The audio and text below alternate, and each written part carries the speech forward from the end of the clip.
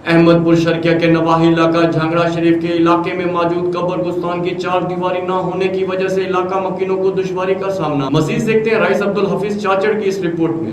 अहमदपुर शर्किया के नए इलाके झांगड़ा के शर्की इलाके में मौजूद कब्रिस्तान जो शम्मस नूरी के नाम से जाना जाता है, जिसकी चार दीवारी न होने की वजह से अहले इलाका को दुश्वारी का सामना करना पड़ रहा है। हाँ, नुकसानात ये हैं, बेहुरमती होती है कब्रिस्तान की।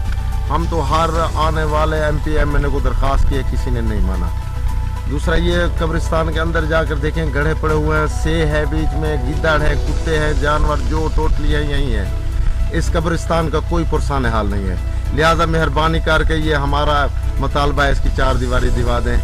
लिहाजा ये कब्रिस्तान एक कदीम कब्रिस्तान है, 100 साल से भी ज़्यादा हम अपने अबाउजाद से सुनते आ रहे हैं। तो यहाँ कोई इसका पुरसा हाल भी नहीं है। हमने AC को भी बोला है, DC से भी बोला है।